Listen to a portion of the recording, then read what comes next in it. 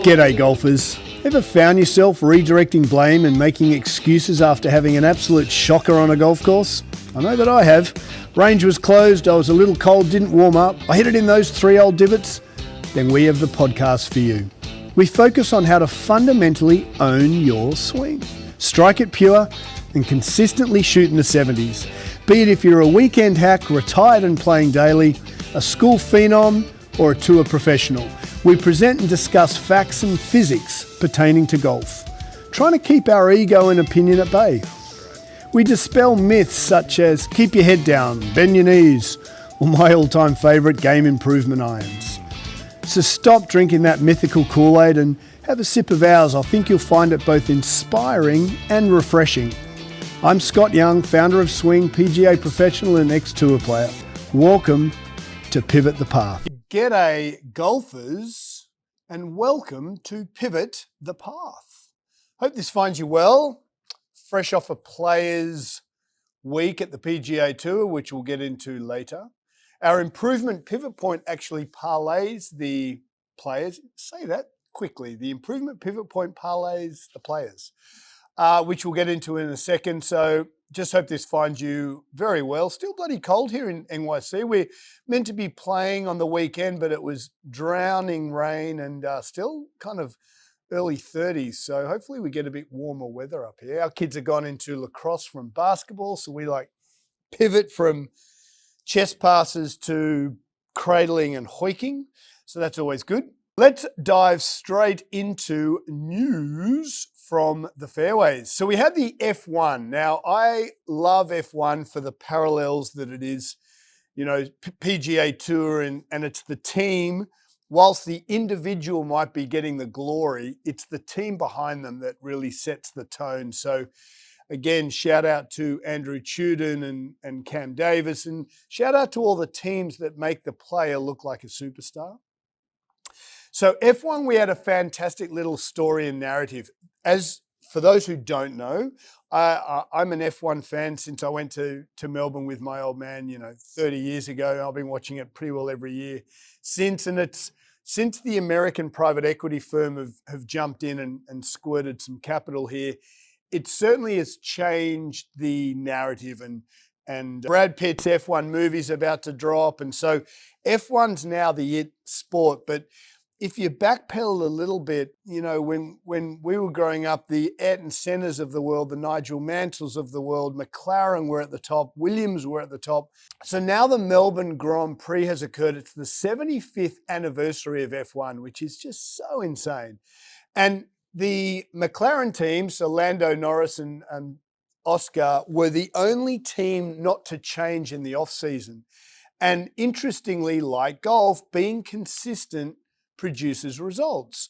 So the guys who got pole 1 and 2 were the McLaren guys, and Lando Norris went on to win the Melbourne Grand Prix, which was fantastic. Seems a good do and a great team.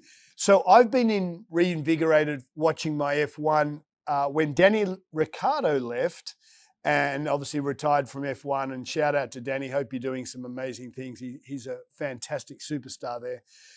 Jack Doohan came on board, and we've got a lot of Aussies in F1, which is bizarre for such a small country.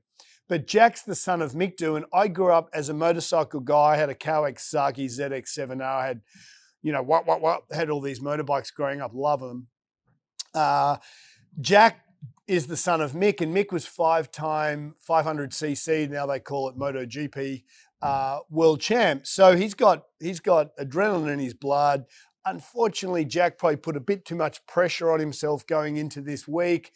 Had a crash, didn't finish the Aussie GP. But mate, shout out to you. I'm going to watch every week. I hope that Jack lives up to his old man's shoes. And Mick Doohan, shout out to you. I think your body's probably a mess right now because from memory, he broke every bone in his body at some point. But I'm super pumped to watch F1. So why do I love it? It's because it's paralleling a team sport where, yes, the individual becomes a superstar, but the adrenaline and the nature in which these guys have to react is unbelievable. So shout out to the boys there. Okay, so paralleling from the F1, and again, why we love F1 is just the adrenaline, sheer excitement and vulnerability of these guys. You know, you've got a guy like poor old Jack Doohan, who is obviously anticipating his F1 debut in Australia, in his home F1, and the poor chap kind of crashes a couple of laps into the race. So shout out to you, mate. Hopefully your team's got behind you. That can actually curb a whole season. So hopefully his old man sits down and they go, right, let's reset.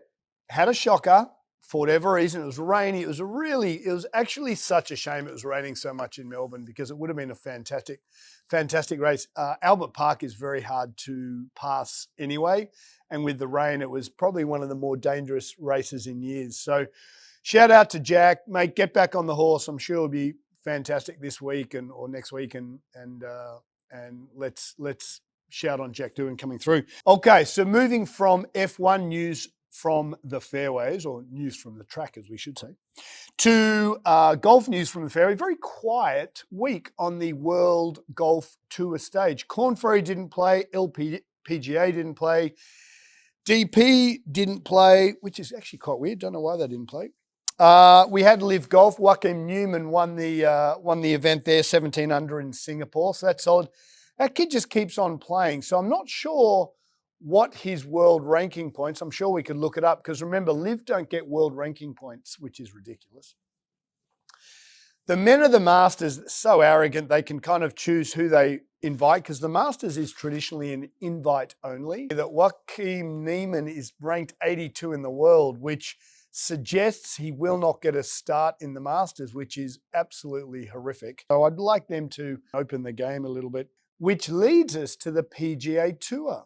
And this is our improvement pivot point too, but let's talk about the PGA Tour. So the Players is usually named as the fifth major.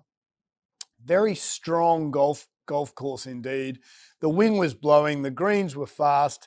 And after a playoff on Monday from JJ Spawn with Rory McIlroy, McIlroy got it done, 3-hole aggregate. So they played 72 holes. They were tied. They then came back the next morning when the wind was blowing, the greens were hot and fast, and they aggregate total the 3 holes, 16, 17, and 18. 16's a reachable par 5, 17's a strong par 3, and 18's a pretty strong par 4. And the lowest score of those 3 holes wins. Now, unfortunately, it wasn't much of an event, the playoff, because Rory, who is just physically so unbelievably good, the guy rips a driver on the first playoff hole on 16. He's got pitching wedge from like 170, I think it was. JJ Spawn hit driver because he doesn't quite have the ball control and high bomb draw. The 16th is a dogleg right left. JJ hits a little cut. He's probably got 6-iron in from, I think he had like 220, 230. So the point is, Rory is so technically and, you know, mathematically and physically so strong at the moment. He's just blowing the field away. If he's hitting pitching wedge into par 5s and his opponent, in this case with a 3-hole aggregate, all of a sudden becomes match play, right? Even though you are combining the scores of the 3 holes for the playoff, you become match play. And so Rory's hit pitching wedge in, made birdie. And then for those who missed it, JJ then absolutely crushes an 8-iron on the 17th par 3. If you watch him hit this golf shot, Rory went first and hit it to about 20 feet. JJ hits it, it goes in the water, it emails the green, doesn't even touch the green, goes straight in the water. But his body language, he's expecting it to be stumped close. And so where this ties to our improvement pivot point is that, in my opinion, he hit the perfect shot.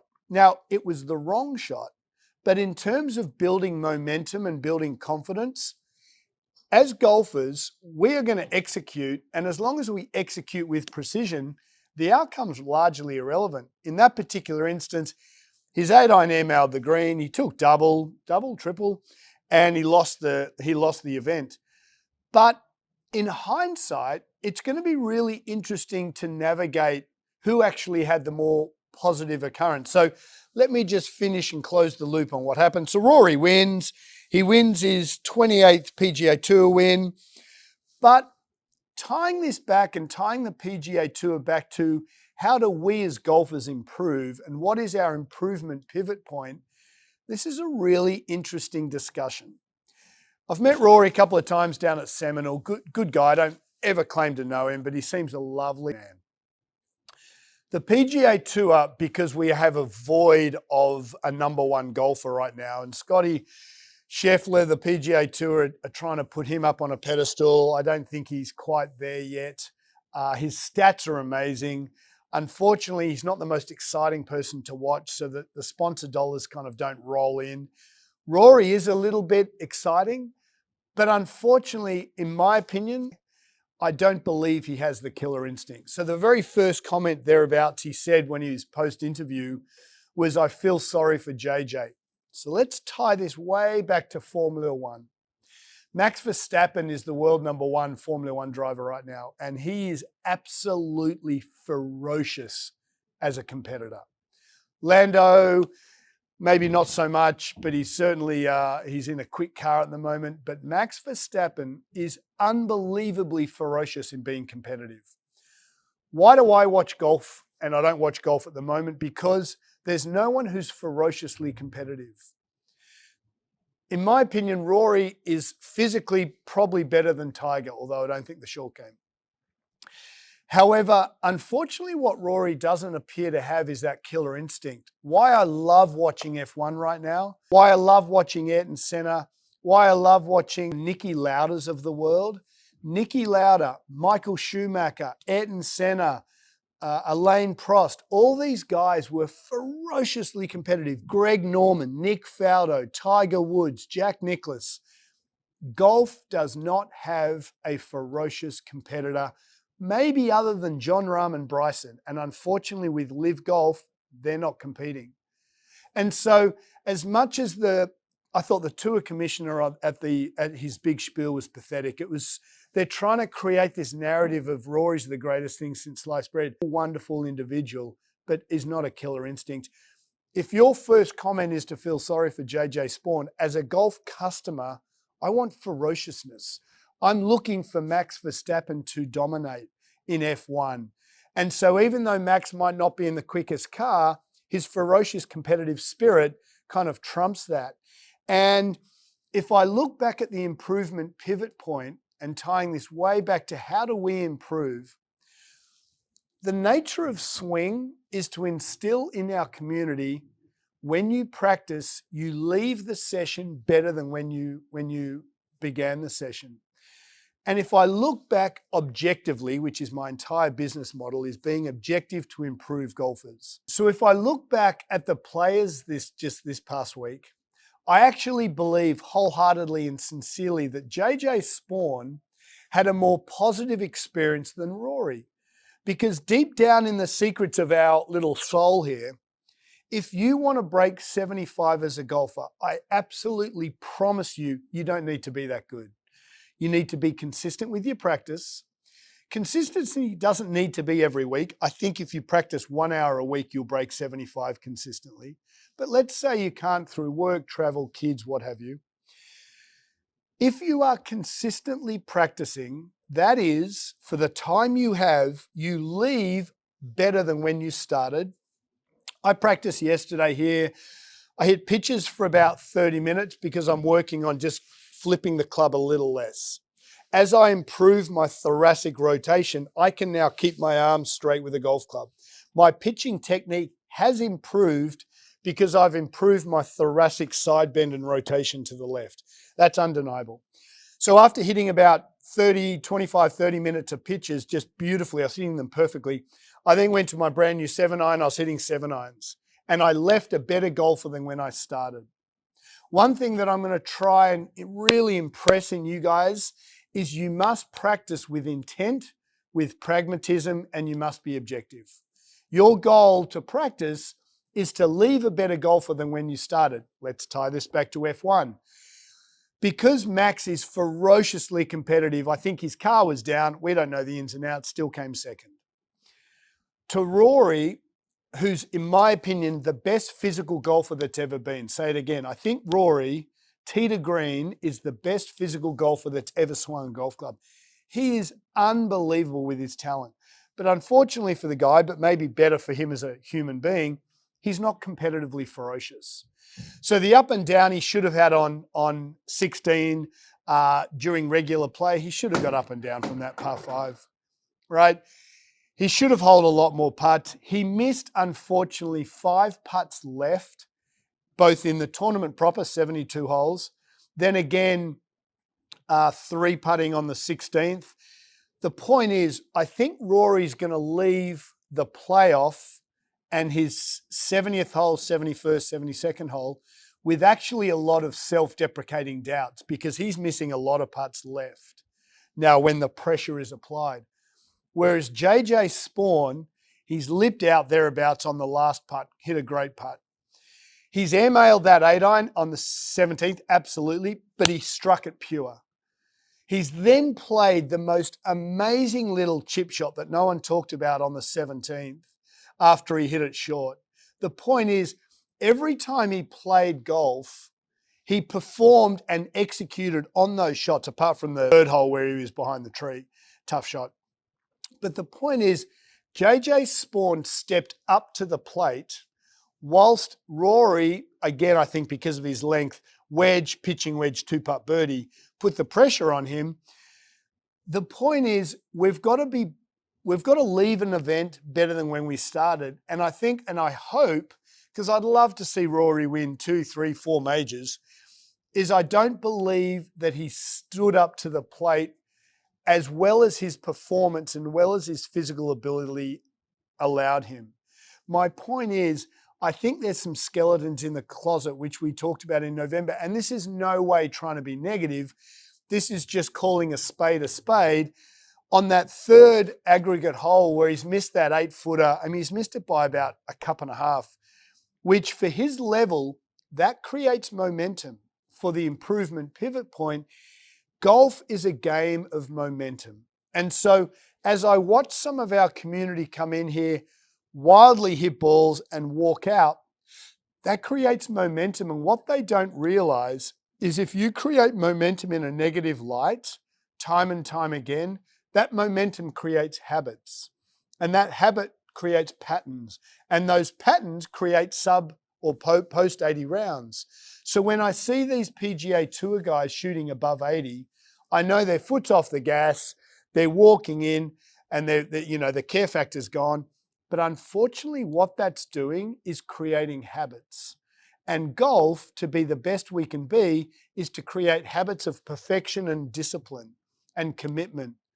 Get back to Mitch Little back in Oz about the weight loss. It's about creating patterns and habits. And I just use Mitch because it's such a clear and defined manner in which to be consistent. So what consistency about in golf is practicing for an allotted time and leaving a better golfer than when you started. Set yourself targets. So for me, I played lacrosse and I played soccer with the kids for about an hour and a half on Sunday night. Got to be honest, I was a little tight the next, just joints. My knees are so arthritic. My knees hurt on Monday morning. So for me to practice on Monday afternoon where I've really got to disassociate my hips, that was a little bit difficult. So the first 15, 20 shots, I was absolutely on top of the golf ball. I was still coming from the inside, but I usually come from the inside about 6, 7 degrees. I was coming from the inside 1 degree. My torso was on top because my hips weren't disassociating. I wasn't clearing my hips instead of my torso. Because the night before I'm kicking a soccer ball for an hour and a half, right?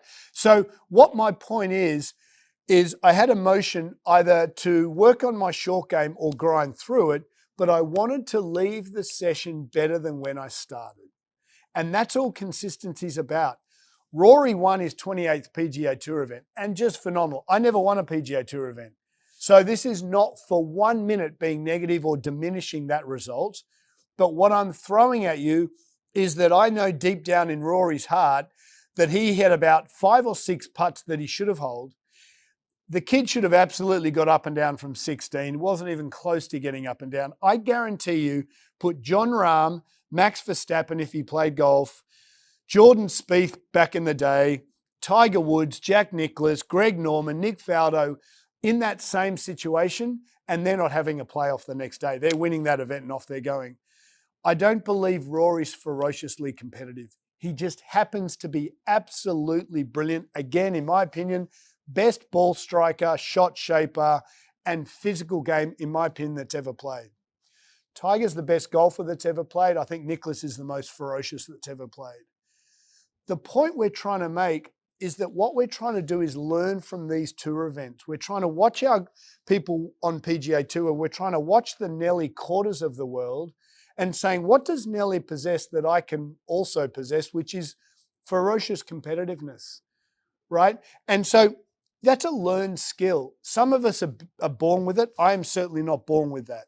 But you can learn to be as competitive as you're able to be with the skills that you have by practicing with commitment, practicing with intent, and from a technical point of view, practicing with objectivity, which is data. Face less than path.